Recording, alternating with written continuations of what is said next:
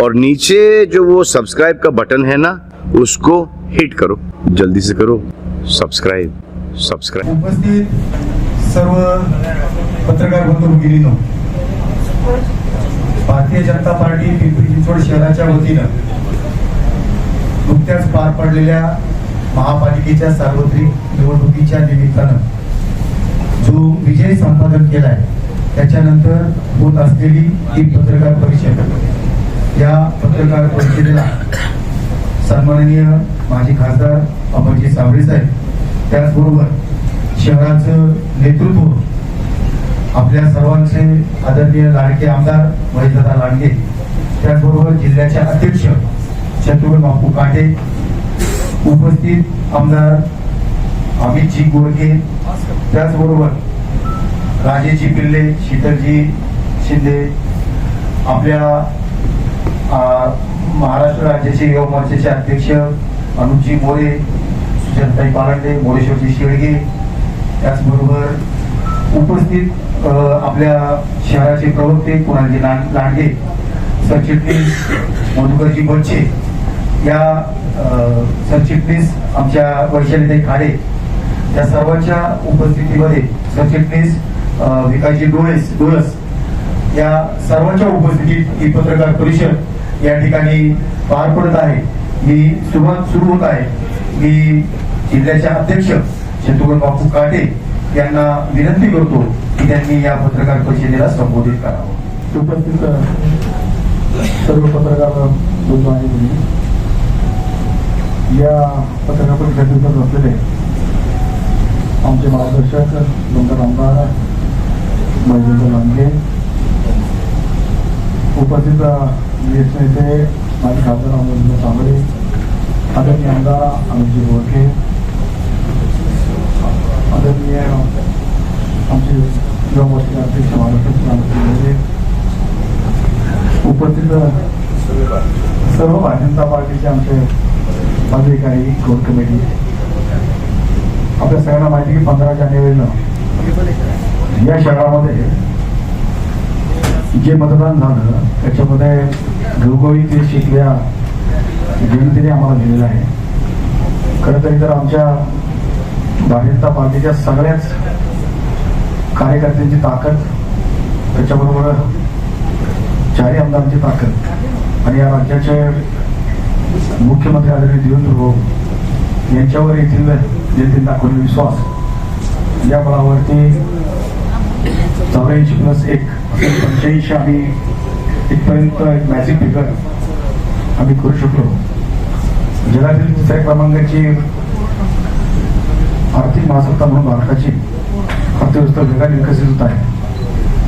2047 मध्ये देशाचा 100वा स्वातंत्र्य दिन हा साजरा करीत असताना आपला देश विकसित भारत देश म्हणजे बरोबर ओळखला जावं, यासाठी या देशाचे कणखर पंतप्रधान आदरणीय नरेंद्र मोदी यांच्या नेतृत्वाखाली हा विकसित भारत होत चाललेला आहे. त्यांच्या नेतृत्वाखाली आदरणीय राज्याचे मुख्यमंत्री देवेंद्र भाऊ यांच्याही मार्गदर्शनाखाली हा महाराष्ट्र नंबर 1 या दिशेने खरंच चालू आहे.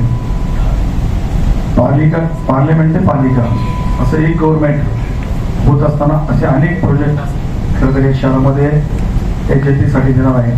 आपण सगळ्यांनी पाहिलं त्या निवडणुकीच्या कार्यकालामध्ये आदरणीय देवेंद्र भाऊंची सभा घेतली, त्याच्यातूनच त्यांनी या शहरासाठी विकासासाठी खूप काही घेऊन गेले, खूप काही भविष्यात करणार आहे ते सांगून गेले. त्यामुळे येथील जनतेचा विश्वास त्यांच्यावरती आहे. भारतीय जनता पार्टीच्या प्रत्येक कार्यकर्त्याचं काम हे खूप चांगल्या प्रकारे आहे आणि ज्या प्रकारे खरं तर निगेटिव्ह पसरवलं जात होतं त्याचं उत्तर खरं तर भारतीय जनता पार्टीने विकास कामातून दिलेलं आहे. याच्यामध्ये मेट्रो व्यवस्था असेल, वाहतूक व्यवस्था असेल, आरोग्य, वैद्यकीय, शिक्षण, कला, क्रीडा, महिला सुरक्षा कायदा व्यवस्था असेल, पर्यावरण, अशा अनेक गोष्टी भविष्यातल्या खरं तर आमच्या पार्टीला करायच्या. त्या उद्देशाने आम्ही सर्वजण काम करणार आहोत.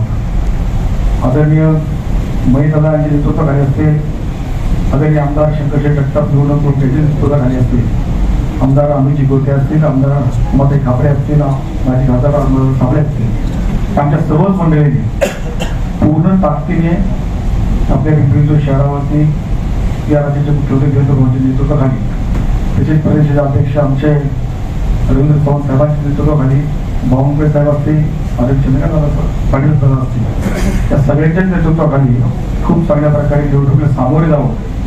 आज आपण पाहिलं की एवढ्या मोठ्या संख्येने आम्हाला लोकांनी आमच्यावरती विश्वास दाखवलेला आहे. भविष्यातही जेव्हा आम्ही मॅनिफेस्टो आपल्यापर्यंत पोहोचवलेला आहे, घोषणामा तो आम्हाला पूर्ण करायचा आहे. या संकल्पनेतून आम्ही सगळेजण आता पुढे चाललेलो आहोत. आणि मला वाटतं या विजयासाठी मीडियाही आपण खूप महत्वाची भूमिका बजावलेली आहे. खरं काय खोटं काय आपण जनतेसमोर आपण सगळ्यांनी आणलेलं आहे. त्यामुळं भविष्यात आता आमची पण जबाबदारी खूप मोठी आहे. जे आम्ही विकास काम आपल्यापर्यंत पोहोचवलेलं आहे जनतेपर्यंत, तो पूर्ण करण्यासाठी आम्ही तत्पर आहोत. आता नंतर जर तुम्हाला कोण प्रश्न द्यायचं सांगा.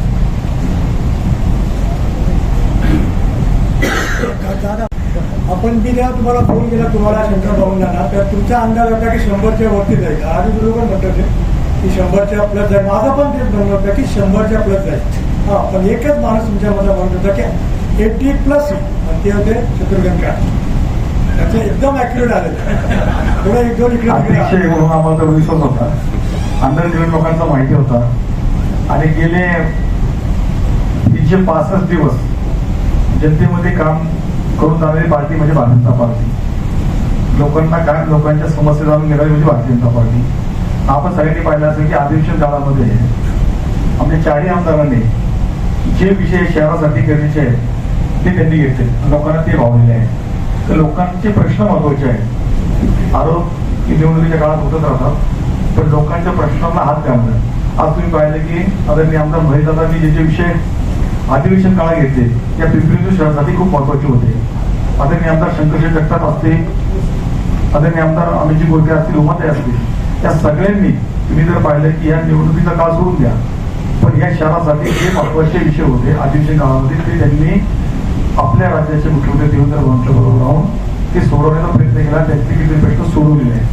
त्यामुळे जनतेला हे भावत होतं की आपले विषय मांडणारे एक अंक कोण आहे तर भारतीय जनता पार्टीचे शिलेदार आहे. आणि ते शिलेदार ते आपली भूमिका बजावत होते. त्यामुळे आज भारतीय जनता पार्टीवरती लोकांचा विश्वास राहिला. त्यामुळे मी प्रत्येक वेळेस सांगतो की आम्ही 80+ होणार. तुम्ही बरोबर, मी चुकलो. मला वाटतं 100च येते. काही फटका बीजेपीला बसलाय का? आणि क्रॉसवोटिंगमुळे 100 पार 125 पार असं जाता नाही आलं. कारण की काही पॅनलमध्ये 2 बीजेपीचे 2 राष्ट्रवादीचे असं निवडून आले. नाही, आम्ही क्रॉस वोटिंगचा विषय नाही. काही ठिकाणी उमेदवारांमध्ये एकमत असल्यामुळे काही गोष्टी झाले, तर त्याही आम्ही त्याचा खरं चौकशी करतोय. पण जे तुम्ही पाहिलं की सगळ्यात जास्त इच्छुकांची आहे आमच्याकडे होती. 850 इच्छुक ज्यांनी आमची उमेदवारी मागितली होती 128 जागेसाठी. आणि तुम्ही पाहिलं की शहरामध्ये 90% कुठे कुठे आमची केली नाही. कारण भारतीय जनता पार्टीचा कार्यकर्ता हा सर्वप्रथम राष्ट्र, नंतर पक्षात्मक स्वतः अशा गोष्टीप्रमाणे तो असतो. त्यामुळे तुम्ही पाहिली शहरामध्ये प्रत्येक ठिकाणी जोमाने काम करत होता. तुम्ही ते क्रॉस वोटिंग होता तर क्रॉस वोटिंग झालं नाही, तर काही ठिकाणी जनतेला वाटलं असेल काय म्हणून त्यांनी केलं असेल. मला असं पहिल्यांदा अभिनंदन या सगळ्या यशाबद्दल. आता सत्तेत येत असताना राष्ट्रवादीला आता बरोबर घेणारे का त्यांना विरोधात ठेवणार? एवढी फुल मेजॉरिटी दिल्यानंतर मला वाटत नाहीये वरिष्ठ लेवलला पण काही निर्णय होईल. कारण हा महापौर हा भारतीय जनता पार्टीचाच असेल.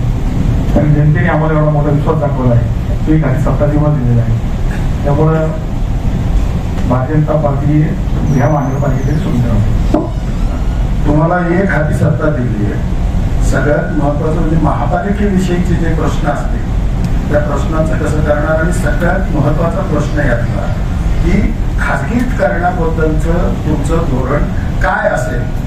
कारण मोठमोठे प्रकल्प आपण शहरामध्ये आता चालू केलेले आहेत. उदाहरणार्थ मोशीचं हॉस्पिटल आहे किंवा अन्य काही प्रकल्प आहे. तर यांच्या खाजगीकरणाचा तुमचं धोरण काय असेल हा एक मुद्दा. दुसरा मुद्दा महापालिकेमध्ये नोकर भरतीविषयी तुमचं धोरण काय असेल.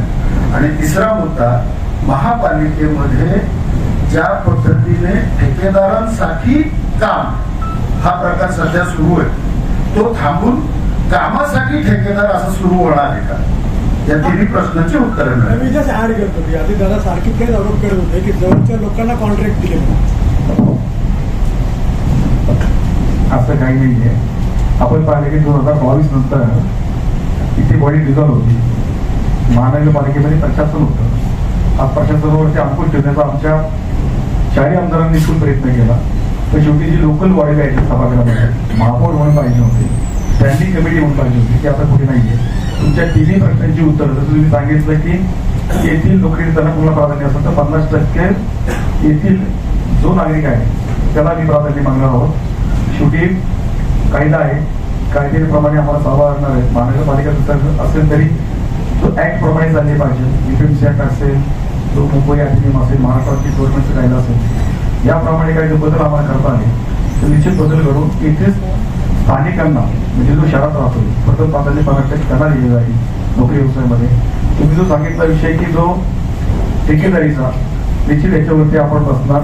आम्ही सगळी कोर कमिटी असतील, आमचे शहरी आमदार असतील, त्या सगळ्यांचं मार्गदर्शन करून आम्ही ज्यावेळेस महापौर भारतीय जनता पार्टीचा बसेल त्यावेळेस ठोस निर्णय आम्ही याच्यात घेणार आहोत. खासगीकरणाबद्दलचा एक मुद्दा, खासगीकरणाचा विषय हा आम्ही ज्यावेळेस कोर कमिटी आम्ही बसू त्यावेळेस हा सगळ्या त्यावेळेस निर्णय घेऊ आपण. जो महानगरपालिकेचा हिताचा असेल आणि इथल्या नागरिकांच्या हिताचा असेल ते निर्णय घेतले जातील. बापू, खरं तर 3 स्टँडिंग चेअरमन, एक महापौर आणि एक पक्षनेता पडलेला आहे. राष्ट्रवादीने वारंवार आरोप केले भ्रष्टाचार, त्याच्यामुळे झालाय का? तर त्याच्यामुळे झालेलं नाहीये. ही पराभवाची कारणं आम्ही पण शोधतोय. कारण एवढे मेजॉरिटीने आम्हाला दिल्यानंतर आमचे काही ठराविक लोक त्याच्यामध्ये पडलेले आहेत. पण आम्ही पराभवाची कारणं शोधतोय. प्रभाग क्रमांक 27 मध्ये बापू, प्रभाग क्रमांक 27 मध्ये जर समजा तुम्ही नाना काटेच्या विरोधात लढले असते 4 निवडून आले असते का? तोही प्रयत्न झाला असता, तोही गेला असता. 27 नाही मला 28 आहे, त्याच्यावर तो विषय झाला असता, तो फेल होईल. सगळ्यात महत्वाचं ह्या याच्यामध्ये राष्ट्रवादीचे बहुसंख्य जे तुम्ही ऐनवेळी पक्षामध्ये घेतले तेच विजयी झाले. त्यामुळे भाजपचा हा जो रेट वाढलेला आहे हा रेट अशा पद्धतीची चर्चा शहरात आली. त्याला दुसरीकडे महत्वाचं असं की चिंचवड गावासारखा की जो भाजपचा बालेकिल्ला किंवा संघाचा विचारांचा एक घेत सुटलं जातं, तिथं मोरेश्वरजी संघ उमेदवार पडतो किंवा शहराच्या महिलांच्या पूजा पडतात. इथं हा जे एकूण तुमच्या विचारांचा तत्वांचा कुठेतरी पराभव केवळ राष्ट्रवादीच्या इकडे आले म्हणून हा विजयाचा आकडा वाढला आहे असं वाटत नाही का? नाही, असं नाही आहे. ज्यांना आमच्याकडे यायचं होतं त्यावेळेस ते त्याच्या विचारात इकडे आले होते. आग्रह करून पण आम्ही घेतलं नव्हतं. त्यांना भारतीय जनता पार्टी बरोबरच यायचं होतं. कारण त्याच्या वेळेस त्यांची मानसिकता तीच होती. आणि तुम्ही जे सांगितलं की आमच्या महिला मोर्चाच्या अध्यक्ष पडले, आमचे मोर्चाच्या पडले, त्या सगळ्या पराभवाची कारणं आम्ही शोधतो. इथे जर कोणी काही चुकीचं केलं असेल, पक्षविरोधी केलं असेल तर त्याच्यावरती 100% कारवाई करणार. मोरेश्वरच्या पराभवाच्या मागे भाजपच आहे अशा पद्धतीचं एक चित्र समोर येत आहे. मी तुम्हाला म्हटलं ना, असं काय असेल तर संबंधित जे पक्षात असतील आणि त्यांनी काही चुकीचं केलं असेल तर त्याच्यावर पण कारवाई करणार. विजय कमिटी आहे का असं काही नाही, कोर कमिटी आमची प्रचारात होती, काही जबाबदारी त्यांच्यावरती होती. तर ते मीडिया समोर आले नसेल, पण मैंने भविष्य जो केला आमचं वचननामा तर कोर कमिटीच केला. कोर कमिटी पाठीमागे सभा लावणे, मॅनेजमेंट करणं हे सगळं कोर कमिटीचं काम होतं. समन्वय साधणे, या सगळ्या गोष्टीचं कोर कमिटी करते. बीजेपीचं 100% टार्गेट होतं.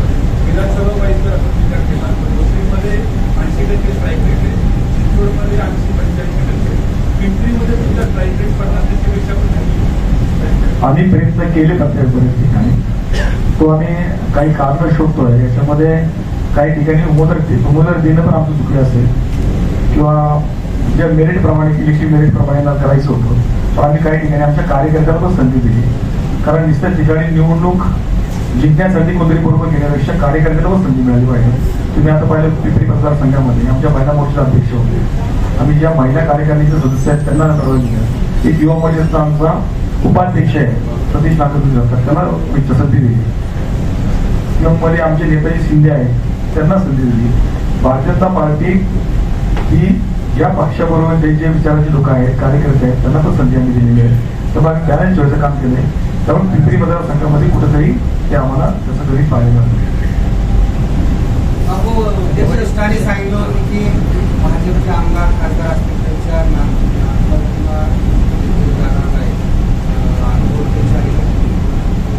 त्या सेटिंग सिटिंग मेंबर आहेत, ते त्यांच्या आई जरी असल्या तरी सिटिंग मेंबर आहेत.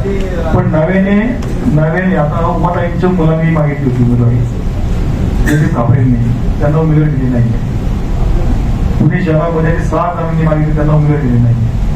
आमदार आणि खासदारांचे जेवढे जवळचे आहेत, आदरणीय अमरदादांच्या मुलांनी मागितली होती, त्यांना उमेदवारी दिली नाही. त्यामुळे सुरुवात ही आपल्यापासूनच आहे. आणि तुम्ही जे सांगितलं, आम्ही तुमच्या ऑलरेडी त्या सिटिंग मेंबर आहे.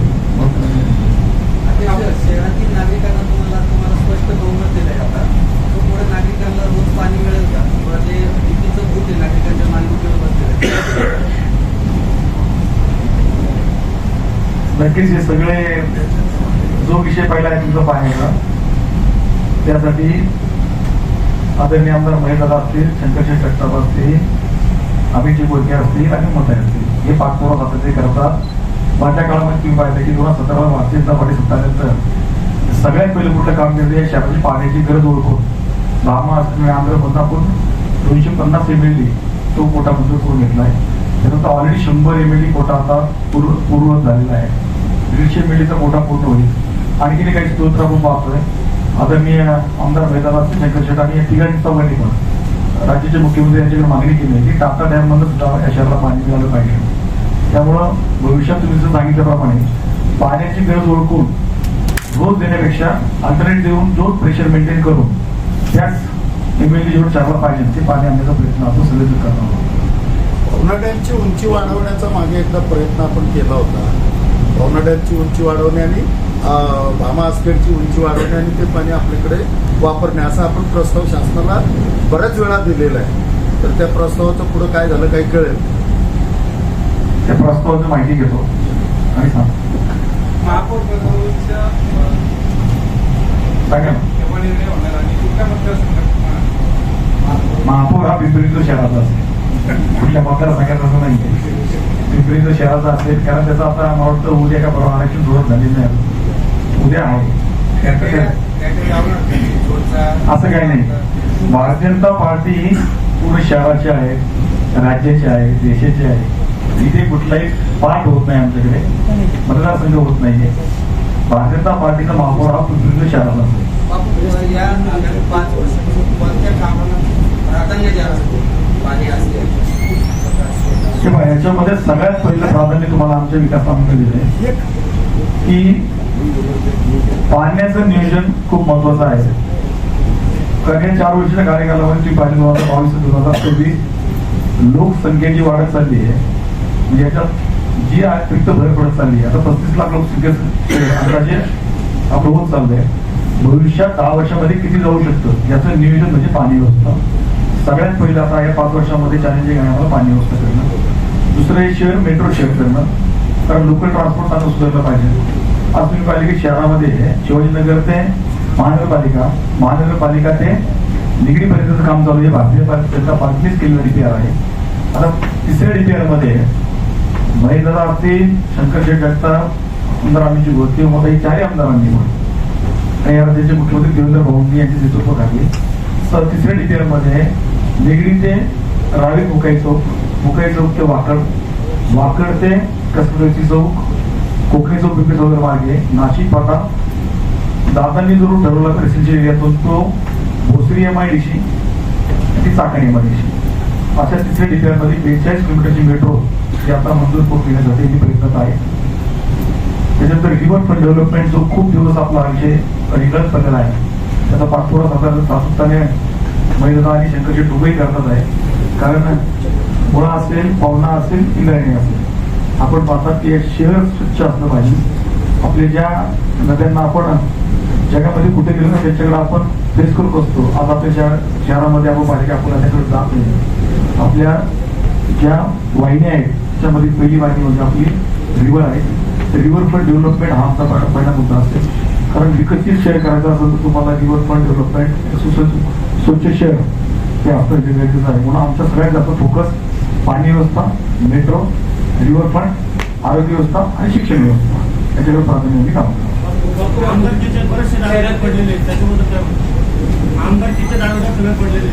दावेदार असतील खूप, त्यावेळेचा विषय आहे तो.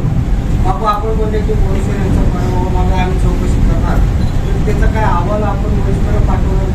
नक्कीच आपण वरिष्ठांना पाठवणार पिरियड असणार आहे. येत्या 15 दिवसांत त्यांनी चांगले करणार. ही निवडणूक प्रामुख्याने विकासाच्या मुद्द्यापेक्षा दादा विरुद्ध दादा असेच सगळे चित्र रंगवलं जातं. या संपूर्ण शहराने दादांवरती दादांवरती आपला विश्वास सगळा असल्याचं सगळं सिद्ध केले. अशा पार्श्वभूमीवर दादा तुमची काहीतरी प्रतिक्रिया ऐकून या सगळ्या हा दादा तुम्ही घ्या ना एक तरी प्रश्न घ्या दादा, तुम्ही एकही प्रश्न घ्या देणार का पूर्ण निवडणुकीचं श्रेय मैदान देणार का? कारण मैदानाने अजितदादा आगाव घेतलेला आहे.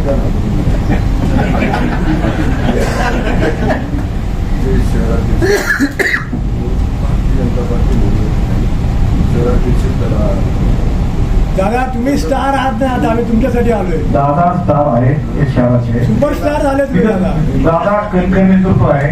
दादांनी ज्या पद्धतीने भारतीय जनता पार्टीला या शहरामध्ये सगळीकडे कव्हर केलं, दादा जसे कणखर आहेत तसे शंकर शेठ जगताप पण संयमी आहे. दोघांनी बरोबर बॅलन्स केला आणि या जागेवर दोन्ही बॅलन्स करताना आम्ही जे गोष्टी पण त्याच्यामध्ये होते मत ऐकून होते. त्यामुळे या शहरासाठी सगळ्यांची मेहनत चांगली आहे. दादांनी ज्या पद्धतीने सगळीकडच्या सभा गाजवल्या, जे आरोपाला प्रत्युत्तर दिलं, खरं तर विकासात्मक पण त्यांनी उत्तर दिलं.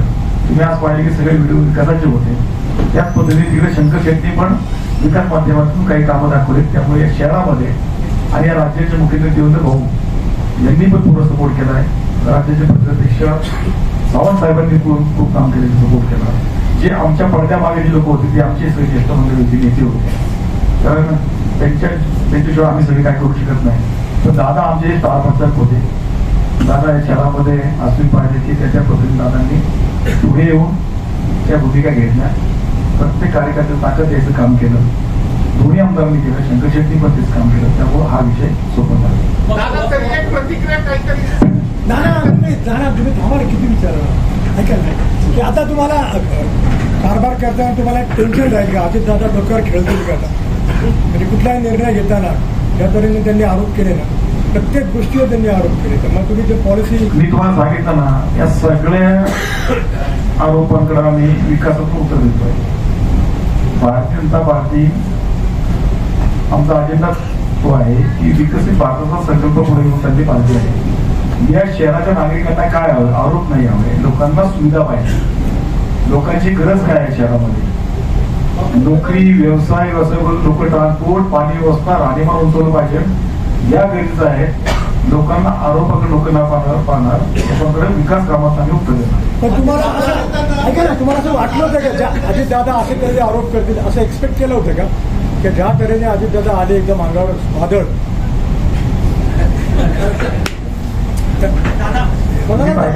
एवढे अग्रेसिव्हली आले. यावेळेस या राज्याचे मुख्यमंत्री देवेंद्र भाऊंची सभा घेतली, ती फक्त विकासाच्या मुद्द्यावर सभा घेतली. आता माझा प्रश्न असा आहे की पिंपरी चिंचवडने भाजपला वागवून यश दिलेलं आहे. तर वरिष्ठ नेतृत्व भाजपसाठी काही पिंपरी चिंचवडसाठी काही मंत्रिपद मिळेल का भविष्यात? ज्या पद्धतीने आधीच उत्तर नाही दिलं. अजित दादा तर तुम्ही एक्सपेक्ट केलं होतं या तऱ्हेने अजित दादा आरोप करते. सुनीती मोठे नेते आहेत, आरोप त्यांनी केले असते. आरोपांचं उत्तर विकास कामात आम्ही दिलेली आहे. तुम्ही दिली, पण एक्सपेक्ट केलं होतं का असं एवढ्या लेवलला जातील अजित दादामध्ये? शेवटी निवडणूक म्हणल्याचा आरोप होणारे आम्हाला माहिती होतं. कारण ते कारण निवडणुकीच्या कार्यक्रमामध्ये आरोप होतात. नाही, ते आरोप का साजेर आहे ना, दोन्ही हाताने लुटली म्हणत होते ना. त्या आरोपाला उत्तर फैजदारांनी दिले नाही. दिले खरंच टाकले दादा पोस्ट लागले त्यांना. आणि भटक्या कुत्र्यांचा एक 2 मिनिट प्रश्न राहिला तेवढा अध्यक्ष, पिंपरी चिंचवडला मंत्रिपद मिळेल का भविष्यात? तर एवढ्या घोगवीची नक्कीच मिळालं पाहिजे पिंपरी चिंचवडला. आम्ही सर्वच भारतीय जनता पार्टीची जी कोर कमिटी आहे, या राज्याचे मुख्यमंत्री देवेंद्र भाऊंना आम्ही जाऊन आम्ही शिफारस करणार आहे. या पिंपरी चिंचवडसाठी एक मंत्रिपद द्या. म्हणजे पिंपरी चिंचवड शहर हे आजही महाराष्ट्राला कळलेले आहे. आताच्या निवडणुकीमध्ये मंत्रिपद यांचं नक्कीच चांगलंच काम करून दाखवते. त्याच्यावर अध्यक्ष एक प्रश्न आहे. प्रशासकीय राजवटीमध्ये विकास आराखडा हे झालेला आहे, जाहीर झाला, सूचना हरकती झाल्या, 50,000 हरकती आलेल्या आहेत. जसं PMRDचा आराखडा रद्द केला तसं बॉडी आल्यानंतर तुम्ही रद्द करणार का किंवा सूचना करणार का आणि कधी होणार? विकास आराखडा रद्द होऊन कुठली कामं होत नाहीये. विकास आराखडा ज्यावेळेस होतो त्यावेळेस काही बदल घडवायचे असतात. आदरणीय महिलांनी त्याच वेळेस सांगितलं की ज्या वेळेस चुकीचे आरक्षण बंदी होते कत्तलखान्याचं आरक्षण पाया पडलं होतं त्या भूमिकेमध्ये जाऊन लगेच मागणी करून या राज्याचे मुख्यमंत्री देवेंद्र आदरणीय महेशदादांनी कत्तलखान्याचं आरक्षण करून घेतलेलं आहे. आता सुद्धा सभागृहामध्ये ज्यावेळेस हा विकास आराखडा येईल त्याच्यामध्ये बदल घडवायचा हा लोकसभेचा अधिकार आहे. त्यामुळे तिथे तिथे अन्याय वाटतोय जे प्रशासनाने काही चुकीच्या पद्धतीने केले त्याच्यामध्ये तर ते बाकीच्या आमदारांनी डीपी रद्द करण्याची मागणी केली. डीपी रद्द जरी करायचा म्हटलं तर त्याला काही करायचे नाही. त्याच्यामध्ये त्यांनी काही अडचणी सुचवलेल्या आहेत, काही अन्याय सुचवले काही त्याच्यात ते निश्चित सभागृहामध्ये दूर होते. अध्यक्ष शहरातील वाहतूक कोंडीचा प्रश्न सुटेल का आणि त्याचबरोबर घटक्या तुटण्याची वाढती संख्या आहे त्याच्यावर वाहतूक कोंडीसाठी तुम्हाला सांगितलं की लोकल ट्रान्सपोर्ट आपण सुचवतोय. त्याच्यामध्ये लोकांमध्ये पण सोयीची आणण्यासाठी आम्ही काहीतरी प्रयत्न करतोय.